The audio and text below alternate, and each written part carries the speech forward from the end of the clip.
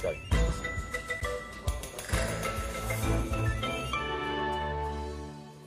Charline, on la cherche. Où est-elle? Elle se cache.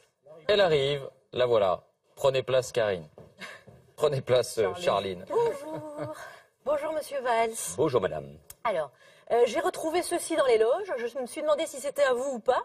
Alors, elle est sèche. Mais l'avantage avec la rose, c'est que même quand elle est fanée, on peut la garder quand même. Et ça sert de décoration. Je vous la donnerai à la fin. Alors sinon, ça s'est bien passé, hein, d'autant que c'est pas évident, quand on a connu le pouvoir, de revenir sur le terrain. Il y a cette fameuse phrase qui dit « Être ancien ministre, c'est s'asseoir à l'arrière d'une voiture et s'apercevoir qu'elle ne démarre pas. » Mais vous, c'est particulier parce que vous avez tenu le volant de la France pendant 3 ans et elle n'a pas démarré non plus. Mais vous l'avez reconnu, on apprend de ses erreurs et vous avez beaucoup appris pendant que vous étiez Premier ministre, et ça c'est positif. Tenez, alors on va faire un exercice avec le public maintenant. Je vais vous demander à tous de bien lever très haut la main gauche. Allez-y, allez-y, participez.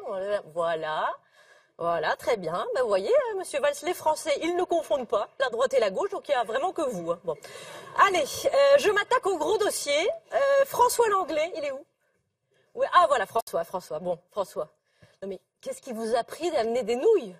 Hein, je veux dire, c'est sérieux la politique. Hein. On n'est pas chez Hanouna ici. Hein. Monsieur Valls, il a eu peur pour son slip.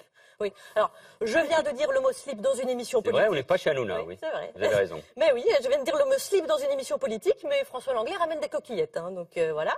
François, en plus, vous amenez un objet sur le plateau. C'est mon job, ça quand même. Hein. Je dirais, est-ce que moi, je me mêle de faire des prévisions économiques délirantes? Non. Bon, donc voilà. Monsieur Valls, j'ai remarqué que tout le long de l'émission, on vous a reproché, comment dire, le hiatus entre le Premier ministre et le candidat sur le 49.3 notamment.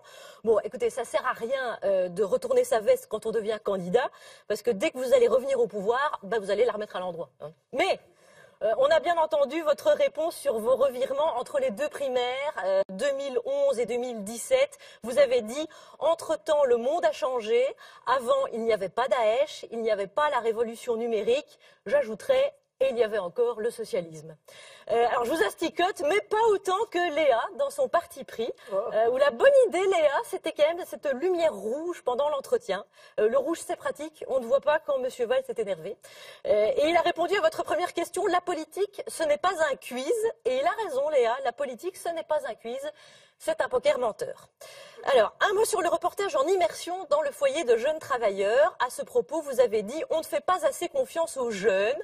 Ah vous non plus. Je veux dire, si vous aviez fait confiance aux jeunes, vous auriez soutenu Macron. Hein, bon. Mais j'en reviens au foyer de jeunes travailleurs. Vous, dans un foyer, j'imagine que si on reçoit Bernard Cazeneuve, on l'enverra à un méchoui chez des zadistes. Mais on sent que vous avez été touché par les conditions de vie de ces jeunes qui, entre autres difficultés, vivent dans un espace de quelques mètres carrés. Rendez-vous compte, c'est la taille du QG de Benoît Hamon. Hein. Alors, justement, venons-en à cette primaire. Je rappelle que vous avez divisé les socialistes et maintenant vous voulez les rassembler. Je pense que vous auriez plus de facilité à reformer les Beatles que la gauche. Mais c'est mon avis. Alors, cela dit, vous avez un potentiel fédérateur quand même, parce que l'année dernière, vous avez beaucoup fédéré dans la rue. Hein. Vous avez fait beaucoup pour la laïcité à ce propos. Je veux dire qu'un arabe, un juif et un catholique crient à l'unisson « Valls démission », c'est pas donné à tous les politiques. Et heureusement que vous n'avez pas démissionné, parce que si ça se trouve, vous n'avez pas droit au chômage. Alors, un petit mot sur les vrais Français trouvés par Karim Rissouli et Cédric Héroux qui héberge des réfugiés et qui a résumé la France d'aujourd'hui. La vôtre, monsieur Valls, liberté, égalité, délit de solidarité. Alors, pendant qu'il parlait ce soir, Cédric Héroux, au moment où j'écrivais ces lignes, la police a débarqué chez lui. Mais pas d'inquiétude, hein, je tiens à rassurer le public, tout va bien. Et pour terminer sur du positif, je vais demander votre participation ici au public, parce que c'est téméraire d'être candidat à la primaire de la Belle Alliance Populaire. Et donc je réclame des encouragements, parce que ce serait vraiment trop triste, monsieur Valls, de passer de Premier ministre à dernier recours. Donc je dis encouragement. Et puis je vous la laisse. Hein.